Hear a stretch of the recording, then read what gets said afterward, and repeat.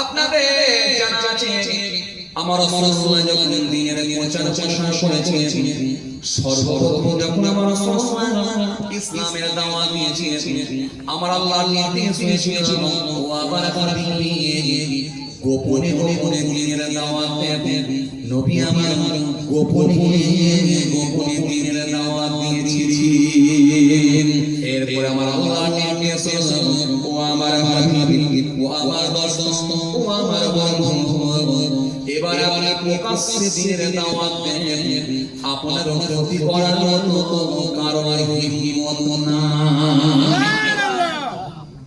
আল্লাহ নবী যখন প্রকাশ্যে দ্বীনের দাওয়াত দিতে লাগলেন আমার নবী চিন্তা ভাবনা করলেন ওই পাহাড়টার উপরে উঠে পড়ি কারণ তৎকালীন সময়ে মাইক ছিল না স্পিকার ছিল না এরকম মাইক্রোফোন ছিল না দূরে আওয়াজ পৌঁছানোর কোনো ব্যবস্থা ছিল না তাই আল্লাহ নবী মক্কার মানুষদেরকে সংবাদ দেওয়ার জন্য আল্লাহ নবী ওই মক্কার মানুষদের বললেন ও আমার মক্কার মুরব্বিরা ও আমার মক্কার বাবাজিরা ও আমার মক্কার মানুষেরা ও মক্কার জওয়ান যুবকেরা তোমরা পাহাড়ের পাদদেশে হাজির হয়ে যাও তোমাদের সঙ্গে আমি রাসূলুল্লাহ একটা জরুরি আলোচনা আছে মক্কার মানুষেরা আমার নবীকে নবী বলে না মানলেও কিন্তু তারা জানে মুহাম্মদ সাল্লাল্লাহু আলাইহি ওয়াসাল্লাম যে কথাটা বলে জীবনে কোনোদিন নবী মুহাম্মদ সাল্লাল্লাহু আলাইহি ওয়াসাল্লাম জীবনে কোনোদিন মিথ্যা বলে না রাসূলুল্লাহ যেটা এলান করবেন নবী যেটা ঘোষণা দেবেন 100% সেটাই হলো সত্য কথা সত্যবাদী বলে আমার নবীকে মানলেন কিন্তু নবী বলে না মানলেন কিন্তু আমার নবীকে সত্যবাদী বলে মানে মক্কার মানুষরা ঐক্যবদ্ধ হবে মক্কার মানুষরা সম্মিলিত হবে দলে দলে দলে দলে পাহাড়ে উঠে গিয়ে পাহাড়ের পাদদেশে গিয়ে হাজির হয়ে গেল আল্লাহ নবী সেই পাহাড়টার উপরে উঠেছিলেন যে পাহাড়টার উপরে নবী আমার উঠেছিলেন সেই পাহাড়টা আজও আছে এটাই হলো পৃথিবীর সর্বপ্রথম পাহাড় এই পাহাড়টার নাম হলো জাবালে আবু কুবাইস আল্লাহ নবী সেই পাহাড়ের উপর উঠে বললেন ওয়াবুদুল্লাহ ওয়ালা তুশরিকু বিহি শাইআন তোমরা আল্লাহর অনুসরণ করো আল্লাহর সঙ্গে কেউ শরীক করো না আল্লাহর অনুসরণ করো আল্লাহর সঙ্গে কেউ শরীক করো না আমার আল্লাহকে আল্লাহ বলে মানো আমার আল্লাহ বলে এক আল্লাহু আহাদ বলো আল্লাহ বলে এক ভাই ভাই আল্লাহুস সামাদ তিনি বেনিয়াজ কারো মুতাফিক নয় লাম ইয়ালিদ কাউকে জন্ম দেননি ওয়ালা ইউলাদ তিনি কারো জন্মিত ওয়ালা ইয়াকুল্লাহু কুফুয়ান আহাদ আকাশ জমিনে আল্লাহর সমকক্ষ আর কিছুই না তুমি বলতে পারেন না এই আল্লাহকে যখন আল্লাহ বলে মানো রাসূল যখন এই আওয়াজ তুলেছে মক্কার ভেতরে মানুষগুলোর ভেতরে মক্কার মানুষগুলোর ভেতরে মক্কার একজন দাপুটে নেতা দাপুটে লিডার যার নাম হলো আবু লাহাব চিৎকার মেরে উঠেছিল এই ওয়াজ আপনাদের জানা আছে চিৎকার মেরে উঠেছিল মুহাম্মদ সাল্লাল্লাহু আলাইহি ওয়াসাল্লাম তুমি ধ্বংস হয়ে যাও দুনিয়া থেকে তোমার নাম নিশানা মিটে যায় তুমি এই কথা বলার জন্য সারা দিন আমাদেরকে রক্তের দান করিয়েছিলে শুধু তাই নয় পাথর তুলেছে আমার নবীকে মারবে বলে আমার নবীকে যখন মারার জন্য পাথর তুলেছে আমার আল্লাহ সহ্য করতে পারেন না নবীকে মারবে পাথর তুলেছে ও মুহাম্মদ সাল্লাল্লাহু আলাইহি ওয়াসাল্লাম তুমি ধ্বংস হয়ে যাও দুনিয়া থেকে তোমার নাম নিশানা মিটে যায় তুমি কি এই কথা বলার জন্য সারা দিন আমাদেরকে রুদ্রে নিয়ে তার মরিয়ে রেখেছিলেন। ও মুহাম্মদ সাল্লাল্লাহু আলাইহি ওয়াসাল্লাম, তুমি ধ্বংস পাথর তুলেছে আমার নবীকে মারার জন্য। আমার রাসূলুল্লাহর মনটা খারাপ, চোখ ভরা পানি গিয়ে মুখ ভরা বেদনা।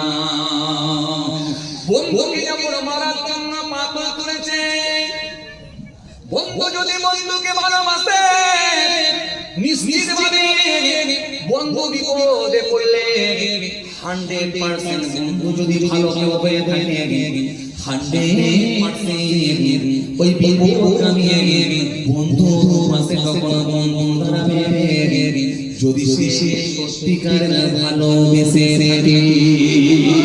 পান খাওয়ার বন্ধু, চা খাওয়ার বন্ধু, সিগারেট খাওয়ার বন্ধু, ঘটকপুর যাওয়ার বন্ধু, বালিকাদাই ফুচকা খাওয়ার বন্ধু, কিন্তু বিপদে পড়ে গেছে নাই দেখার বন্ধু। এখানে আর নেই বন্ধু, বন্ধুরে বন্ধু একটু বিপদে পড়েছে বন্ধু, 2000 টাকা ধার দে বন্ধু। সঙ্গে সঙ্গে বন্ধু বলছে সকালে বলতে পারতিস বন্ধু, বিকালে কেন বললি বন্ধু? কথা মনে বুঝতে পারেন, বুঝতে পেরেছেন?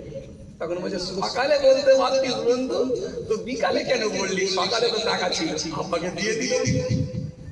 সকালে টাকা ছিল, আব্বাকে দিয়ে দিলাম, তুই বিকেলে কেন বললি? আর বিকেলে যদি বলা হয় বন্ধু 2000 টাকা ধার দে বন্ধু, তখন বলছে বন্ধু কাল রাতে কেন বললি নি বন্ধু? কাল রাতে আব্বাকে দিয়ে দিলাম বন্ধু। তার মানে এটা আপনার আসল বন্ধু নয়, এটা শুধু পান খাওয়া, বিড়ি খাওয়া, ভুট্টা খাওয়া, বালিগাদাই চা খাওয়ার বন্ধু, এটা নয় আসল বন্ধু। আসল বন্ধু ওই বন্ধু বিপদে যাকে পাশে পাওয়া যাবে, সেটাই হলো অরিজিনাল বন্ধু। এর মাঝে মাঝে অরিজিনাল বন্ধু টেস্ট করা দরকার আছে না? এটা যুবকরা সব বসেছে, ভাইরা কত বন্ধু বসে আছে দেখেন না, যে এক বয়স। আমি তো দেখে বুঝতে পারছি সব বন্ধু, সব বন্ধু মাঝে মাঝে টেস্ট করে নেবেন, কেউ কাউকে টেস্ট করে নেবেন অরিজিনাল না নকল। কথা বুঝতে পারছেন না? আর যদি দেখেন নকল, ও দেখবেন নকল যদি মনে করেন, তাহলে সম্পর্ক খারাপ করবেন না, আপনি বুঝে নেবেন যে আমার বিপদে থাকবে না। বন্ধু চেনা যায় কখন? বিপদে। বিপদে পড়লে বন্ধু চেনা যায়। কথা ঠিক কিনা বল? জি জি। আর ছেলে চেনা যায় কখন? পিতা যখন বৃদ্ধ হয়ে যায়, বৃদ্ধ বয়সে কিন্তু ছেলে চেনা যায়। আসলে এটা আমার আসল ছেলে নাকি না বৃদ্ধাশ্রমে পাঠানোর মতো ছেলে। কথা মনে বুঝতে পারেন? আপনি যখন বৃদ্ধ হয়ে গেছেন তখন ছেলেকে আপনি চিনতে পারবেন এটা আসল ছেলে নাকি না আমাকে বৃদ্ধাশ্রমে পাঠানোর জন্য ছেলে। এটা আসল ছেলে না, এটা আমাকে বৃদ্ধাশ্রমে পাঠানো ছেলে, তখন চেনা ছেলে। আর বাপ চেনা যায় কখন? বাপ চেনা যায় তখন যখন ছেলে অকর্ম হয়ে পড়ে। 4টে ভাই ভেতরে 3টে ভাই কাজ করছে, বাপকে টাকা দিচ্ছে, একটা ভাই দিতে পারে না, কিছু অসুবিধার কারণে কারবার ডাউন হয়ে গেছে, ইনকাম ভালো চলছে না, তখন দেখবেন বাপ খালি খিটিস করবে। তখন আপনি বুঝতে পারবেন তার মানে ইও ঠিক মতো আমাকে ভালোবাসছে না, আখিরি জামানা কেউ কারণ না। আরে কথা বলছেন না কেন? এটা হ্যাঁ নাকি বলেন? আর মেয়ে চেনা যায় কখন? যৌবনে মেয়ে চেনা যায়। আসলে যৌবনে সে তার মা বাপের কথাই চললো না নিজের ইচ্ছাই সে বিবাহ করলো। আসলে কিন্তু চেনা যায় যৌবনে চেনা যায়। এজন্য প্রত্যেকটা জিনিস চেক করা যায়, চেনা যায়, ঠিক টাইমে বুঝে দেওয়া যায়। কথা কিছু বুঝতে পারছেন বা? আসেন সেই কথা আমরা বলছিলাম, খেয়াল করেন, লক্ষ্য করেন। তো রাসূল বিপদে পড়েছেন, নবীর মনটা খারাপ, নবীকে মারার জন্য পাথর তুলেছে। কথা শুনছেন? যেখান থেকে ছেড়ে এলাম, মনে আছে আপনাদের? যেখান থেকে ছেড়ে এলাম, নবীকে মারার জন্য পাথর তুলেছে। আল্লাহ নবী কষ্ট পাবে এটা আমার আল্লাহ কখনো মেনে নিতে মেনে নিতে পারে না। কারণ রাসূলুল্লাহকে আমার আল্লাহ বন্ধু হিসাবে গ্রহণ করে নিয়েছিলেন। জোরে বলতে পারেন না? খুশি মনে হয় না? সঙ্গে সঙ্গে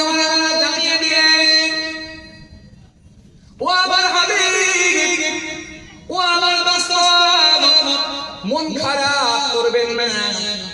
আবু লাহাব আপনাকে মারার জন্য পাথর তুলেছে, জবাব আপনি দেন আর নাই দেন, জবাব কিন্তু আমি আল্লাহ দেব, আমি ছাড়ব না।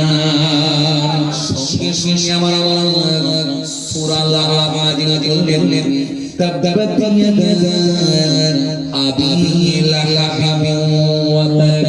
আবু লাহাবের হাত দুটো হস্ত দুটো ধ্বংস হয়ে যায়। এই সূরাটা যখন নাযিল হয়েছিল, রাসূল ওই জাবালে আবু কুবাইস পাহাড়ের উপরে ছিলেন। আমি আপনাদেরকে খালি পাহাড়টা সম্পর্কে একটু পরিচয় করাচ্ছি। ওয়াজ তো অনেক, যেটা নিয়ে টানবেন সেটাই তো ওয়াজ হবে। কথা বলে কি কথা ঠিক কিনা বলুন?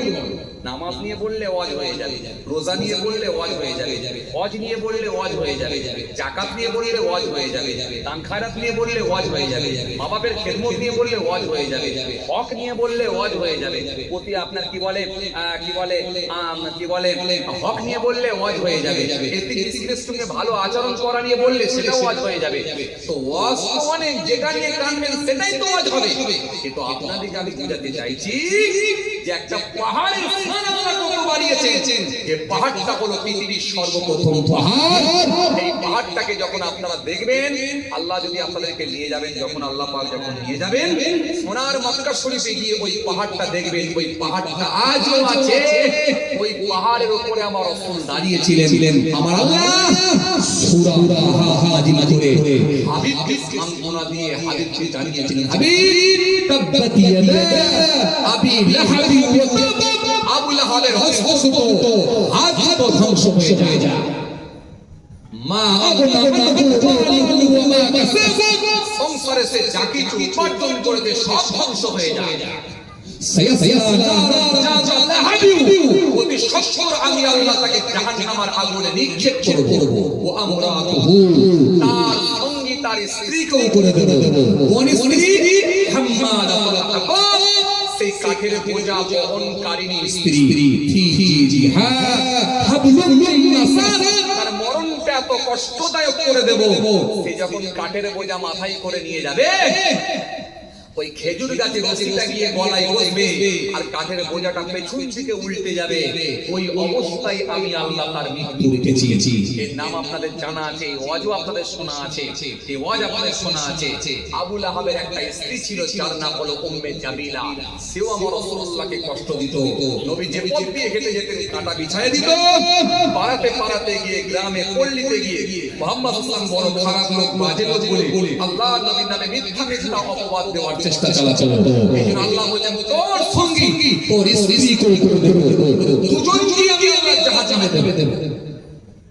তাহলে প্রতিবাদ করলেন কে? কথা বলে না, কে করলেন? আল্লাহ। জবাব কে দিলেন? আল্লাহ। এই রাসূল আমার নবী সেই পাহাড়টার উপরে যখন দাঁড়িয়ে দ্বীনের দাওয়াত দিয়েছিলেন, সেই পাহাড়টা আজও আছে। সেই পাহাড়টার নাম হলো জাবালে কুবাইস। মক্কা শরীফে যখন যাবেন, ওই যে বললাম টয়লেট, ওই টয়লেটের ওখান থেকে তাকাবেন, তাকালি দেখবেন সুন্দর বিল্ডিং। ওই বিল্ডিংটা যে পাহাড়ের উপরে দাঁড়িয়ে আছে ওটাই হলো জাবালে কুবাইস। পাহাড়ের নাম হলো জাবালে কুবাইস। এটা হলো পৃথিবীর সর্বপ্রথম পাহাড়। আপনি পাহাড়টাকে দেখবেন, আলহামদুলিল্লাহ, আল্লাহ আলহামদুলিল্লাহ, পৃথিবীর সর্বপ্রথম পাহাড়। এই পাহাড়ের আগে আর কোনো পাহাড় ছিল না। হাজী সাহেবেরা দেখেছে, জিজ্ঞাসা করে দেখবেন। এই জন্য আমি আপনাদের একটু সংক্ষেপে খালি পাহাড়ের পরিচয় করে দিচ্ছি। ওই পাহাড় আজও আছে। কথা বুঝে আসছে?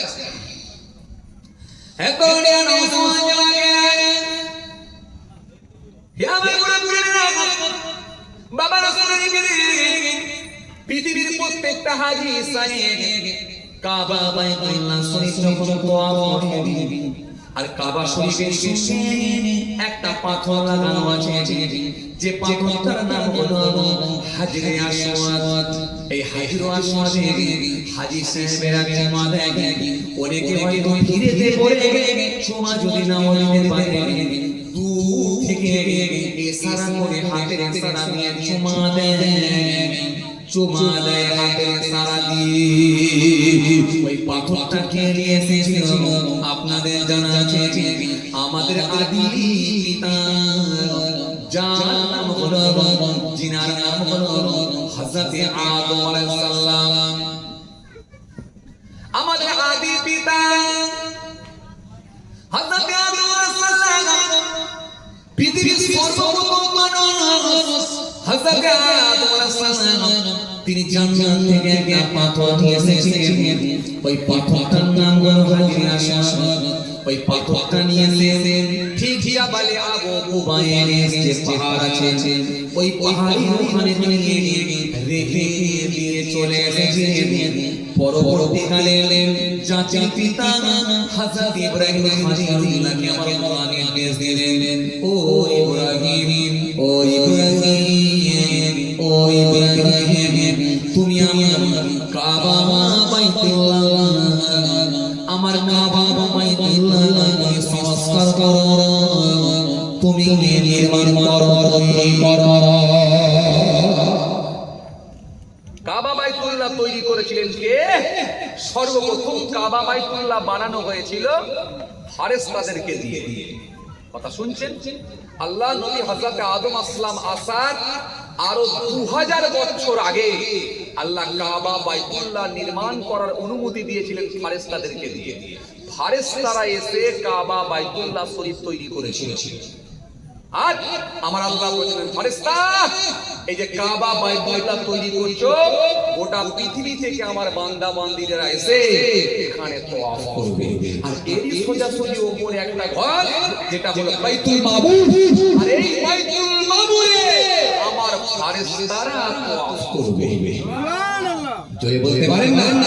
মানে আপনি যে জায়গাটায় তওয়াফ করছেন ঠিক আপনার সোজাসুজি মাথার উপরে ফেরেশতারাও কিন্তু তওয়াফ করছে।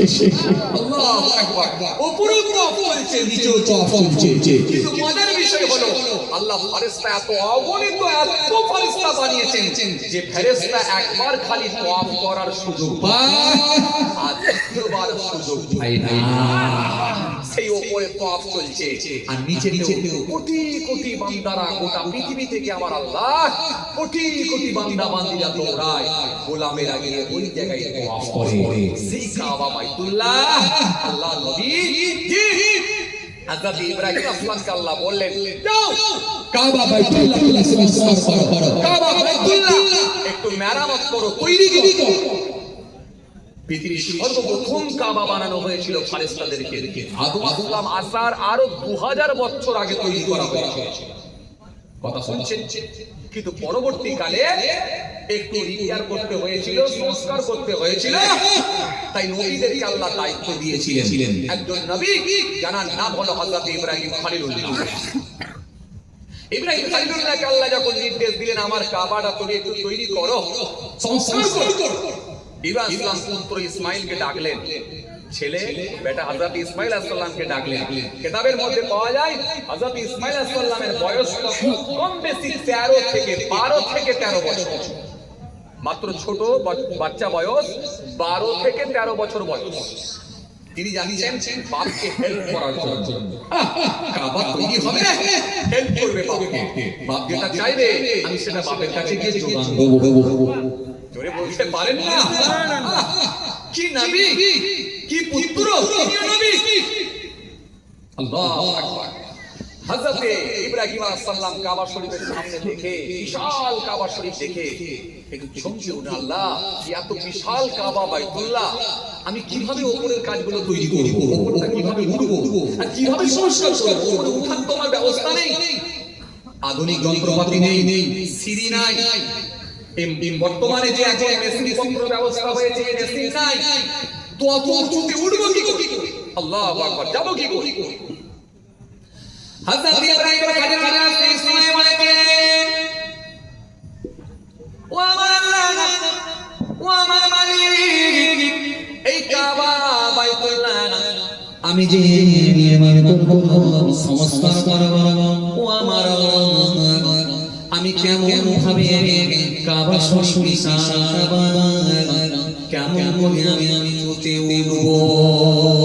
আমার আল্লাহ সেই সময় বললেন, ওই ইব্রাহিম চিন্তা করো না ইব্রাহিম, দেখো দেখো একটা পাথর পড়ে আছে, যাও দেরি করো না, ওই পাথরের উপরে চাপো আর ওই পাথরকে বলো পাথরকে যদি ডান দিকে নিয়ে যেতে বলো পাথর তোমাকে ডান দিকে নিয়ে যাবে পাথরকে যদি বাঁ দিকে নিয়ে যেতে বলো পাথর তোমাকে বাঁ দিকে নিয়ে যাবে আর পাথর যদি সামনের দিকে যেতে বললে সামনে যাবে পাথরকে পিছনে যেতে বললে পিছনে আসবে পাথরকে যদি উঁচুতে উঠবে বলো পাথর উঁচুতে উঠবে পাথরকে নিচুতে নামতে বলে নিচুতে নামবে ওটা ওই পাথর আমি আল্লাহ কুদরতি ক্ষমতা তোমার জন্য লিমিটেড নাই কাজ করবে পাথরকে যা বলবে পাথর তোমার কথা তো শুনবে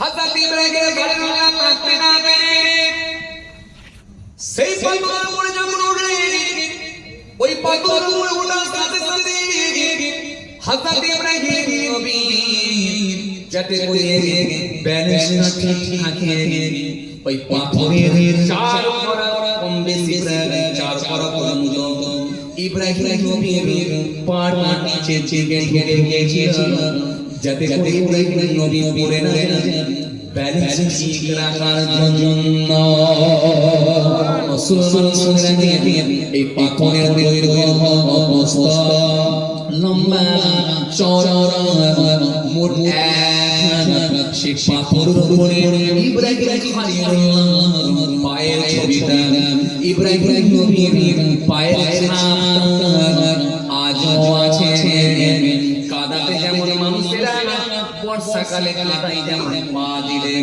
পায়ের ছাপটা যেমন কাদার উপরে পরিষ্কার বোঝা যায় ইব্রাহিম নবী যে পাথরের উপরে পা দিয়ে কাজ করেছিলেন ওই পাথরের উপরে পা দেওয়ার সাথে সাথে ওই পাথরের উপরে ইব্রাহিম নবীর পায়ের ছবিটাও উঠে যায়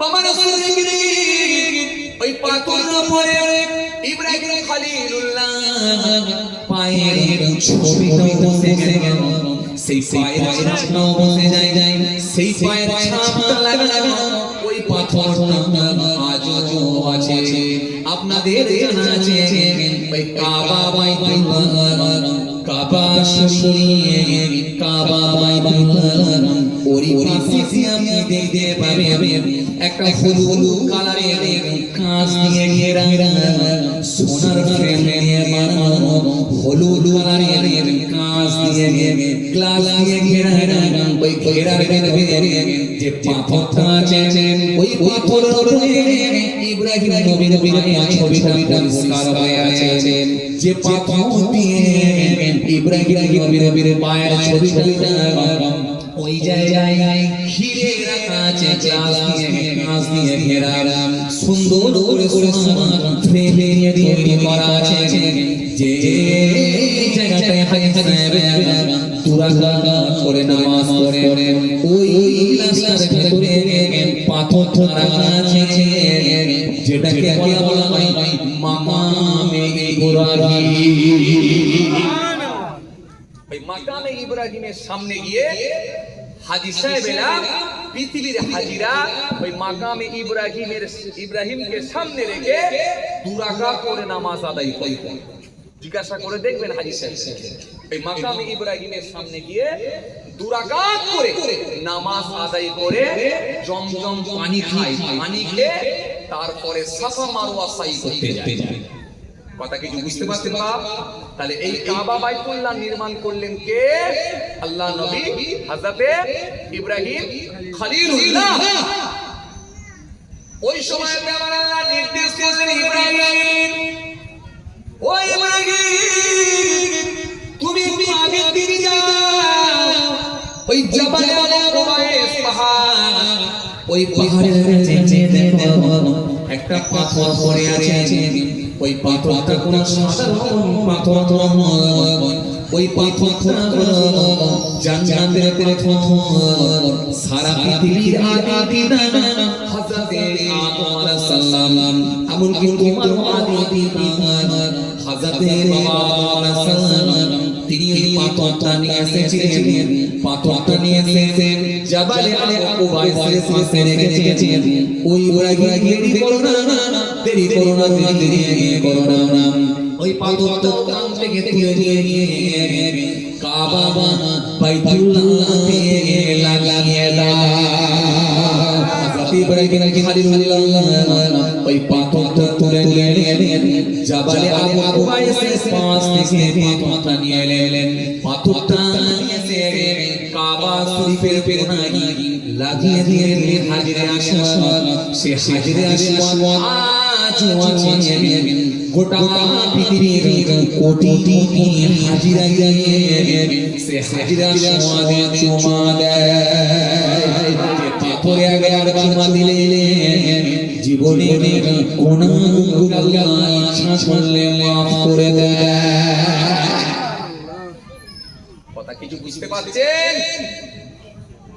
হ্যাঁ সেই ইব্রাহিম খলিলুল্লাহ তিনি ওই জায়গা থেকে পাথর তুলে নিয়ে এসেছিলেন যে জায়গা থেকে নিয়ে এসেছিলেন সেই পাহাড়টা আজও আছে সেই পাহাড়টার নাম হলো জাবালে আবু কুবাইস আমি কিন্তু আপনাদেরকে সেই পাহাড়ের পরিচয় করাচ্ছি সেই প্রথম থেকে এখনো চলছে পাহাড় আমি কিন্তু একটা পাহাড় ছেড়ে আর অন্য পাহাড়ে চলে যাই বদরে এখনো পৌঁছাইনি ওহুদে এখনো পৌঁছাইনি খাইবারে এখনো পৌঁছাইনি মোতায় এখনো পৌঁছাইনি জি জি জাবালে রহমানে এখনো পৌঁছাইনি এখনো সেই একটাই পাহাড়ে আছি একটা পাহাড়ের ঘটনা বলছি তাও চলছে এত কথা কি বুঝে আসছে সেই জাবালে আবু কুবাইস সেই পাহাড় আজও আছে হাজী সাহেবরা যায় সেই পাহাড়ের আরেকটা নাম আছে জাবালে আমিন হাজী সাহেবরা গিয়ে নিজে চোখে ওই পাহাড়টা দেখে এসেছে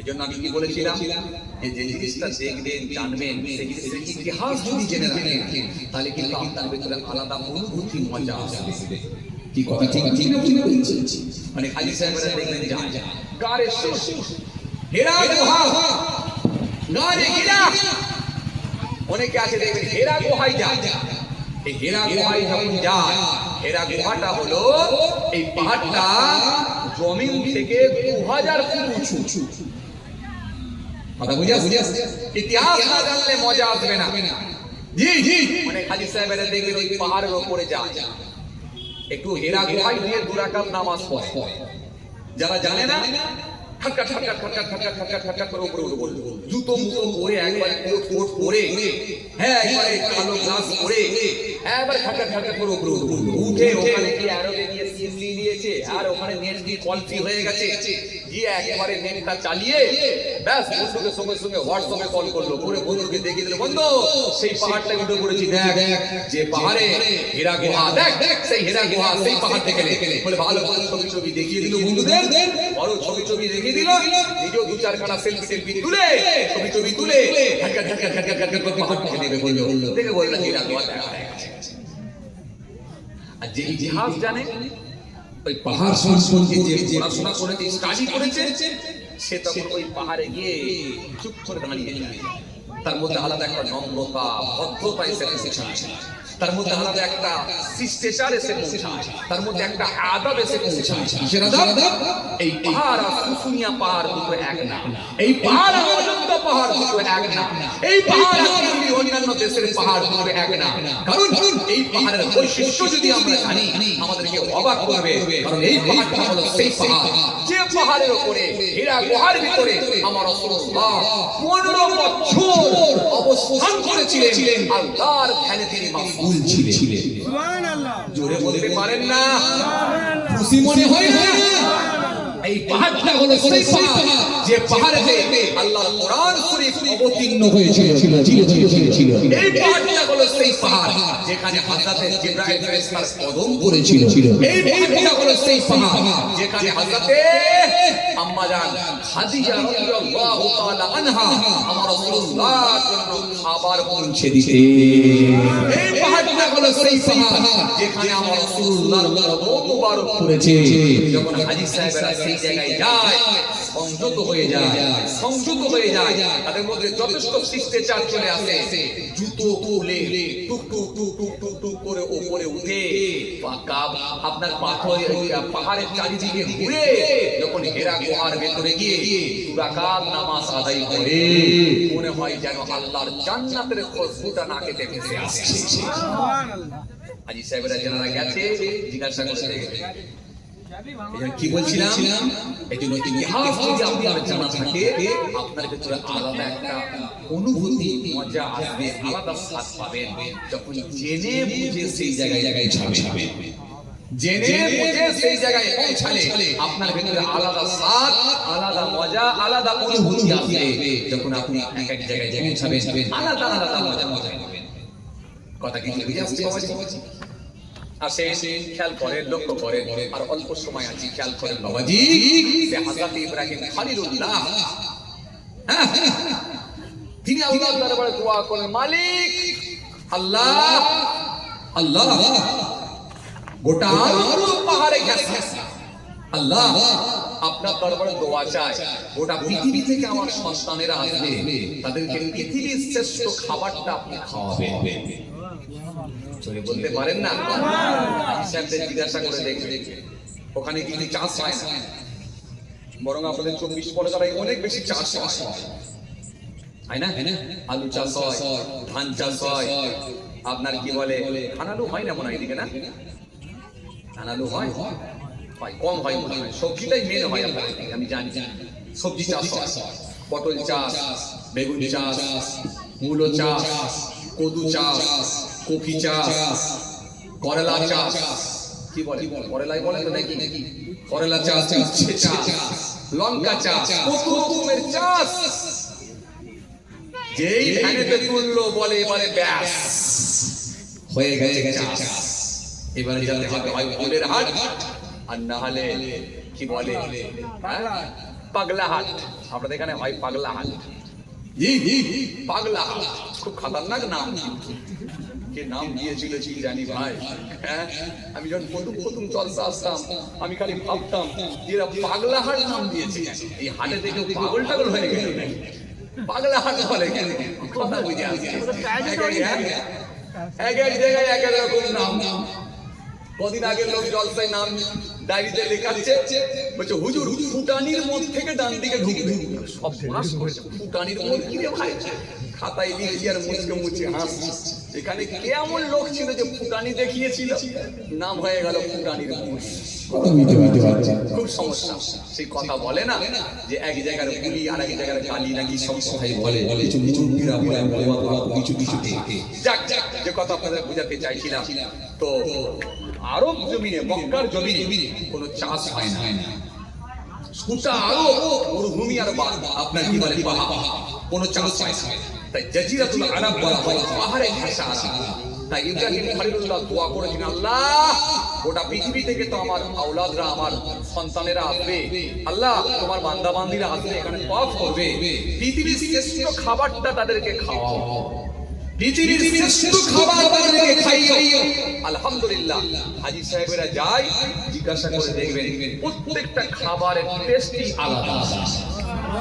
আমার ইন্ডিয়ার খেজুর খাবেন আর মক্কা শরীফে গিয়ে একটা নরমাল খেজুর খাবেন, দুটো খেজুরের তফাৎ অনেক হয়ে যাবে। আমার ইন্ডিয়ার খেজুর খাবেন, ওখানে গিয়ে একটা আজওয়া খেজুর খাবেন। আজওয়া খেজুরের উপকারিতা যদি জানেন, আপনি হতভম্ব হয়ে যাবেন, অবাক হয়ে যাবেন। রাসূলুল্লাহ সাল্লাল্লাহু আলাইহি ওয়াসাল্লাম সাহাবাদেরকে খেজুর খাবার নির্দেশ দিয়েছিলেন। আজকের বিজ্ঞান এটাকে নিয়ে গবেষণা করেছিল যে রাসূলুল্লাহ সাল্লাল্লাহু আলাইহি ওয়াসাল্লাম খেজুর খাওয়ার নির্দেশ এত বেশি দিলেন কেন, খেজুর খাওয়ার প্রতি এত তাগিদ দিলেন কেন? আজকের বিজ্ঞান বলছে হ্যাঁ, খেজুর খাও, এর উপকারিতা অনেক, এর মধ্যে calcium, magnesium, potassium, vitamin A, vitamin B, vitamin C, প্রচুর পরিমাণে আয়রন আছে, যা রক্ত চলাচলে সহায়তা করে, হৃৎপিণ্ডকে ঠিক রাখে, হার্টকে ঠিক রাখে, লিভারকে স্ট্রং রাখে। এজন্য খেজুরের উপকারিতা অনেক। খেজুরকে বলা হয় মরুভূমির গ্লুকোজ। এইজন্য আজকের বিজ্ঞান বলছে খাজুর খাও, আর নবী মুহাম্মদ সাল্লাল্লাহু আলাইহি ওয়াসাল্লাম বলছে খ্যাপা, তোদের বিজ্ঞান তো 3 দিন আগে বলেছে খাজুর খাও, আর আমি নবী তো 1500 বছর আগে বলে দিয়েছি আমার উম্মতেরা, হে আমার সাহাবীরা তোমরা খাজুর খাও। সুবহানাল্লাহ। খাজুরের উপকারিতা অনেক। আপনি যদি ক্লান্ত হয়ে পড়ে, দুর্বল হয়ে পড়ে, দুটো খাজুর খেয়ে নিয়ত করে 1 গ্লাস পানি খান, তৎক্ষণাৎ ক্ষমতা আপনাকে আল্লাহ জুগিয়ে দেবে। সুবহানাল্লাহ। দ্রুত আপনি ক্ষমতা শক্তি ফিরে পাবেন। এজন্য খাজুরের গুণাগুণ অনেক, খাজুরের উপকারিতা অনেক। ভাইরা আমার, যে কথা বোঝাতে চাইছিলাম, শুধু খাজুর যে তা না, মক্কার জমিনে গিয়ে একটা আপেল খাবেন, আপেল, ওই আপেলের টেস্ট আর আমার ইন্ডিয়ার আপেলের টেস্ট মেলাতে পারবেন না, এক না। ওখানে গিয়ে একটু মৌসুমী লেবুর জুস খাবেন, কমলা লেবুর জুস খাবেন, ইনশাআল্লাহ আমার কথাগুলো মেলাবেন। এক গ্লাস, ছোট গ্লাসের 1 গ্লাস মৌসুমী লেবুর জুস খাবেন, কমলা মৌসুমী লেবুর, মুসামি লেবুর জুস খাবেন। ওই 1 গ্লাস মুসামি লেবুর জুস আর আমার দেশের মুসামি লেবুর জুস দুটো এক না। টেস্টের দিক দিয়ে অনেক তফাৎ, উপকারের দিক দিয়ে অনেক তফাৎ। সুবহানাল্লাহ। এই দোয়াটা কি করেছিল হযরত ইব্রাহিম খলিলুল্লাহ। কথা বুঝে আসছে? সেই ইব্রাহিম আলাইহিস সালাম তিনি আল্লাহর দরবারে শুকরিয়া আদা করেছিলেন। শুকরিয়া আদা করে, মালিক তুমি তো গোটা পৃথিবীতে নিয়ামত দিয়ে ভরিয়ে দিয়েছো। আল্লাহ বলে, ইব্রাহিম তোমাকে আমি আরো কিছু দেখাতে চাই। ওই ইব্রাহিম তোমাকে আমি আরো কিছু দেখাতে চাই। যাও তুমি একটু ভ্রমণে বার হও, সফরে বার হও। হযরত ইব্রাহিম খলিলুল্লাহ যখন সফরে বার হলেন, ভ্রমণে বার হলেন, ইব্রাহিম খলিলুল্লাহ বেশ কিছু দূর চলে গেলেন। বেশ কিছুটা যাওয়ার পরে ইব্রাহিম খলিলুল্লাহ তিনি যখন যাচ্ছেন, যেতে যেতে যেতে যেতে যেতে যেতে যেতে যেতে বেশ কিছুটা চলে গেলেন। বেশ কিছুটা যাওয়ার পরে আল্লাহ তো টাইম হয়ে গেছে বলতে, যাক আর বলবো আল্লাহ নিয়ে এলেন, ইনশাআল্লাহ সময় হবে। এখন সকলে আমার জন্য দোয়া করবেন, আমি আপনাদের জন্য দোয়া করি। মাশাআল্লাহ আমার পরই মাশাআল্লাহ আমারই মামাতো ভাইজান, আমার ছোট ভাই, আবার আমার সম্বন্ধী, কথা বুঝতে পারছেন? একদম সব অনেক দিক দিয়ে সম্পর্ক, কথা বুঝতে পারছেন? মাশাআল্লাহ জনাব হযরত পীর জালাল আলহাজ মাওলানা আলহাজ সিকাল করেছি, তিনি আসবেন আখেরি মোনাজাত করবেন। যাক আমি যে কথা বলতে বলতে যাচ্ছিলাম আর বলছি, সময় দিকে লক্ষ্য করার বলছি, আল্লাহ নিয়ে এলে আবার আমাদের ইনশাআল্লাহ হবে। সবাই আমার জন্য দোয়া করবেন, আমি আপনাদের জন্য দোয়া করি। আসুন সাল্লি আলা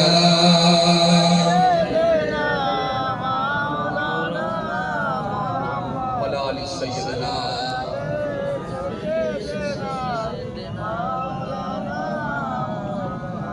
টেকে বেসিদিনা রে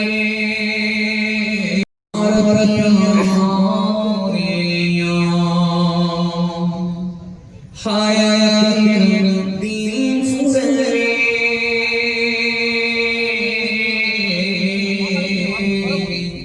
রমজান মাস সুরিয়া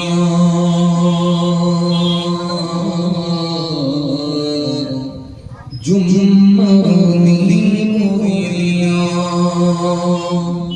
কালেমা সিমোদিয়া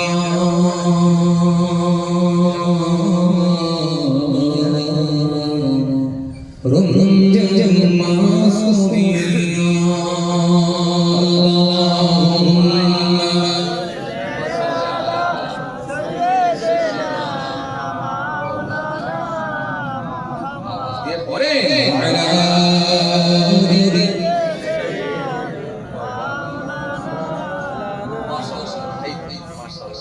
আমার ছোট ভাই, আলহামদুলিল্লাহ আমার সম্বন্ধী, আমার ছোট ভাই, বুঝতেই পারছেন অনেক দিনের সম্পর্ক। সকলে দাঁড়িয়ে পীরের আওলাদ আলহামদুলিল্লাহ মাশাআল্লাহ ভাইকে নিয়ে আসেন, চেয়ার নেই এখানে না, মাশাআল্লাহ জনাব হযরত পীর জালাল আলহাজ মাওলানা আলহাজ সিকাল করাচি শেষে আপনাদের খেদমতে আলোচনা করবেন আমার ছোট ভাই।